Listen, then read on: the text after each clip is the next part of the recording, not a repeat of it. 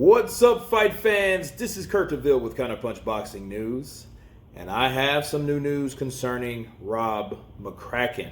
Rob Mccracken is the head trainer of Anthony Joshua, and he had something very important to say that I have to talk about. He said that Anthony Joshua, he knew from all the times and experience of dealing with Joshua that he was not right, and all the signs were leading to a concussion, but he wanted him to get through a few rounds while in that fight on June 1st. And that's a decision that Rob Mccracken made, knowing that his fighter was hurt, knowing his fighter was concussed. Okay. Now, that was his call. Of course, Anthony Joshua could have been in a situation where he could have died. But of course, this is the decision that Rob made. So, me looking at this, people, my only question is, if you knew Anthony Joshua was concussed in that fight, like Anthony Joshua has said that, the punch behind the head gave me a concussion. Well, that's funny because I don't remember him getting hit behind the head during or before the third round, right? So the punch that he said came from the gods, that was a legal punch. I saw that punch. It caught him in the right temple of his head, and that's when the shock started. That's when the legs started dancing, right? His legs stiffened up and they did a little dance, right? Then bombs over Baghdad. But the punch that Anthony Joshua was referring to that gave him a concussion was a punch that hit him behind the head. Then that was after the third round. So what Rob is talking about that went, a few more rounds, I seen he was concussed. Well, that had to be in the third round, more than likely. So if it happened in the third round, that contradicts what Joshua was saying from the illegal punch. Because again, I didn't see a punch behind the head when they fought. Okay? Before the third round. That came after. And the punch that I seen that really landed borderline between his head and his ear, behind his ear area, was the punch in the seventh round when he started going down the second bulk of the second event of times, right? The second time he went down, or should I say the third time, that's when the illegal punch I saw. Now, that's going against what Mccracken's saying. So we have one fighter saying that I was hit with a lucky punch. Joshua was saying I got hit with a illegal punch. Sorry. Mccracken saying that he knew he was concussed in the third round. So which one is it? Because one's saying, oh no, I got hit with an illegal punch. Well, I didn't see a legal punch until the seventh round. Then Mccracken saying, well, no, I knew he was concussed in the third. Okay, so now you guys are saying two different things, right? And what really sticks out like a sore thumb about this whole ordeal is when the fight was over, there was no sign of concussion. None of that, right? Oh, no, he just hit me with a punch. I didn't recover. Oh, no, everything was fine. Everything was this. And the rumors started after that fact that he was concussed before he even went in there, right? Now, these rumors started from somewhere. No one knows where they came from.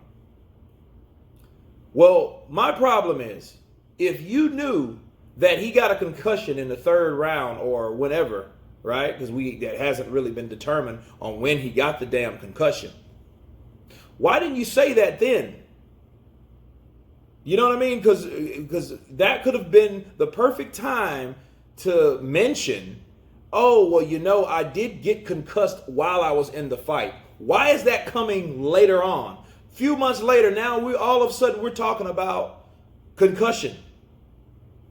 They didn't bring up concussion because they knew that was a word that they wanted to deter. They wanted to steer away from. They didn't want to add that. They didn't want to mention concussion. Now it's okay to say, oh, he was concussed. You see what I'm saying? So they're trying to lead us away from the truth in this situation. Whereas when Ruiz hit him, yeah, he hit him with a great shot, a temple shot, right? That added insult to that concussion. You see what I'm saying? Because now Mccracken already knows, no, he was concussed in the third. And Joshua was saying, hey, well, I got hit behind the head from a legal punch. That's why I got a concussion. Yeah, that's it. But you didn't get hit with that illegal shot until the 7th round. Mccracken said you went a few more rounds. He wanted to get you through. So that tells us it only lasted 7 rounds, people. That had to happen in the 3rd round or the 4th round. So it's not adding up at all. And I'm trying to understand, first of all, if you knew he was concussed, why was he in there? And if you knew he was concussed before the fight, why the fuck was he in there? See, he could have died. This could have been a situation of something like, damn, boxing's a terrible sport. Well, it is, and especially if you have a concussion. And then for that matter, if he was concussed in June, why is he having a rematch in December? Don't it take, 6 months to heal? And that's with no sparring? That's without the physical contact? 3 to 6, right? So you want to throw him back out there to fight a fighter that concussed him. So now Ruiz concussed Joshua in the 3rd round or whenever, right? So why is it that he's having a rematch now? So again, I feel that Mccracken thought, he calculated, well, Ruiz is not a hard enough puncher to really, we can get past Ruiz. Obviously, you couldn't, and then when the 3rd round happened, do what you can to get him out of there because we know you're damaged goods. And it's a good thing he didn't catch you. Oh, that's right, he did catch you. Shit. And that's why Anthony with Joshua was asking, why do I feel this way? Right?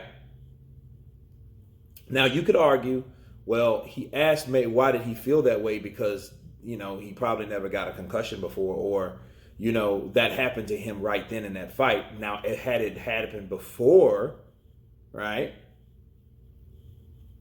he would have already knew and he wouldn't have had to ask that question. So, I can see that. But something is not adding up. A lot of things is not adding up. I think that, and another thing we cannot avoid and ignore is that the way Joshua looked, and he's trying to convince everyone, oh, I'm going to run into the ring this time. But, that treacherous, slow ass walk like he's walking up to the guillotine, right? On top of taking his sweet time to get out there. You know what I'm saying? So then he gets in the ring and they're massaging his neck. He looks glazed. He looks tired. He looks like he just smoked a blunt, people. Right?